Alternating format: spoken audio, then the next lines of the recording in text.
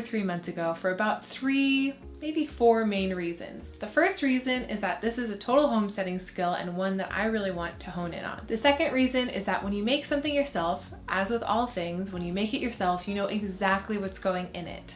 Now, I don't know about you, but I've been reading those labels on the bread in the store and I'm not so comfortable with all those ingredients, so I decided I would start to make our own bread when and where possible. And the last reason I started making bread is simply out of frugality. Bread can be pretty pricey, especially if you're buying the organic stuff, and I just don't want to pay that much money. So I decided to start baking bread. Now, what I've found out along this journey is that there's basically 3 classes of breads, at least from what I understand as a novice. There's your soda bread. That's like Irish soda bread, the stuff that you have on St. Patty's Day. It's loaded with sugar and candies and it's dense and moist and chewy and oh so good.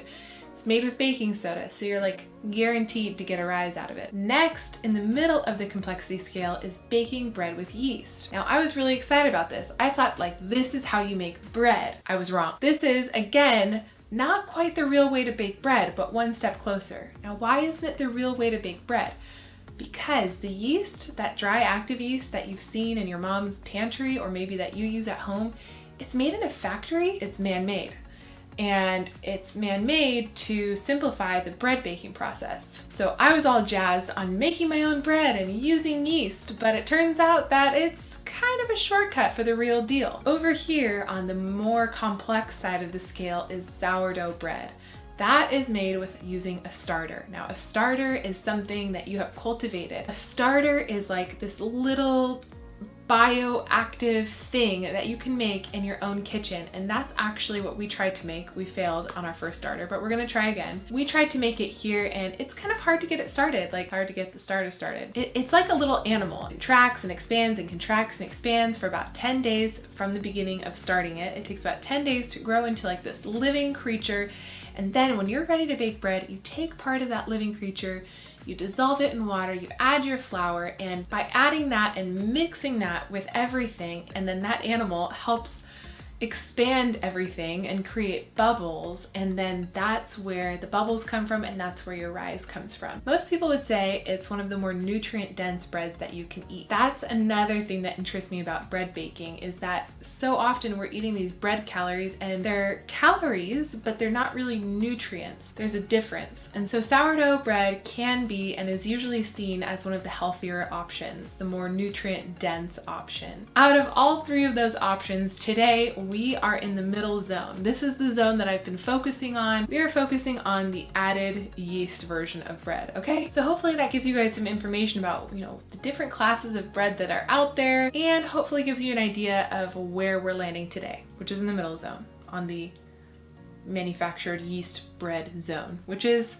in my opinion, still better than store-bought because you know exactly what's going in it. And this recipe only has 5 ingredients. Yay, we like that. I like simple ingredients. So without further ado, it is time to get cracking on this bread. I'm making this bread tonight for my family because we're getting together for a little trip conversation. We could be going to Canada in June near the Anne of Green Gables zone. I think it's Nova Scotia, I think. So anyway, hopefully getting more details on that. But if you guys know anything about that or have recommendations, please let me know. I would love to hear from you in the comments below. Let us know what we should go do while we're out there. All right, let's get started on this bread. All right, so I've got about 2 cups in my teapot. I'm gonna heat it up on the stove to about 100 degrees. And when that is at 100 degrees, and 100 degrees is the key word here, don't go over, don't go under. You really want it around 100 degrees because that is what the yeast likes, okay? Take it from me, I learned. Okay, so just by the look and feel of it, I actually already overheated this. So we're gonna pour it out into our Pyrex container and take its temperature and see where we fall. Woo, oh my goodness. Over 140 degrees, holy shnikes. We've gotta cool that down. Okay. Okay, by adding some tap water, we've got it to just under 100 degrees. Okay, so I've got 1.5 cups of lukewarm bath temperature water. I'm gonna add 1 teaspoon of sugar. All right, my sugar has dissolved in the water and I'm just going to gently pour my yeast into the water. Some has fallen, some has stayed to the top. I found that by allowing some to stay at the top and some to kind of sink down to the bottom, that's where I get my best result.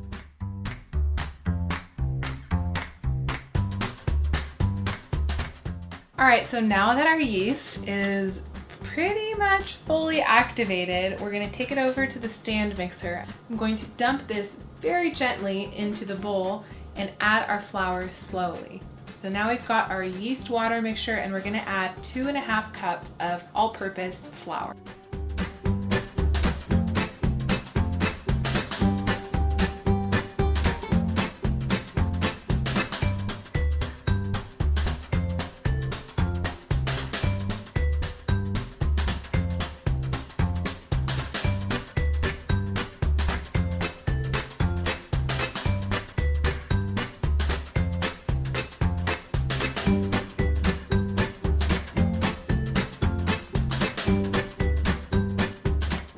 And now for the fun part. We are going to gently tip this out. We want to leave the air bubbles intact. And now we're basically going to fold our dough over onto itself. Then I'm just gonna go like this.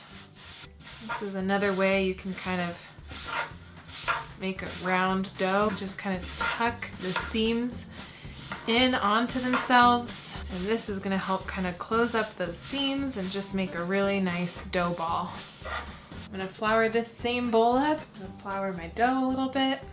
Make sure the bottom of my bowl is really covered. And then just like that, it goes back in the bowl for another 30 minutes.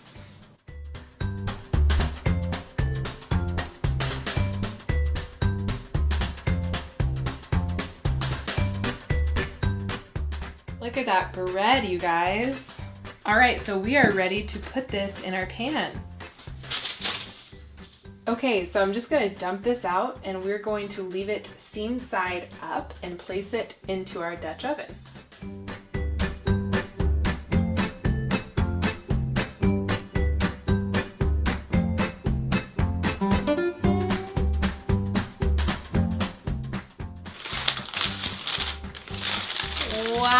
Wow, this might be one of the best breads I've made yet, you guys.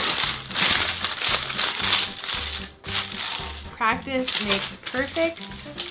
Each time it's a little bit better. Oh, it smells so good. It smells so good. So this bread turned out amazing. It smells so good. I wish there was smell-o-vision so that you could smell how wonderful this smells, but you know what that means? It means you're just gonna have to make this wonderful recipe yourselves. I'll link everything down below. I have to get myself to family dinner. I have to recompose myself after that live stream tonight. You guys made my week. That was so fun. Please join us. It was really a lot of fun. We wrote a Western song about a man and whiskey and relocating so that he could have some chickens. It was really fun and I'm like still laughing about it. So please stay tuned for that and join us live on YouTube. All right, I really have to go. I'm gonna be late for dinner. So off I go. I'm gonna take the bread with me and I'm gonna go. Okay, bye.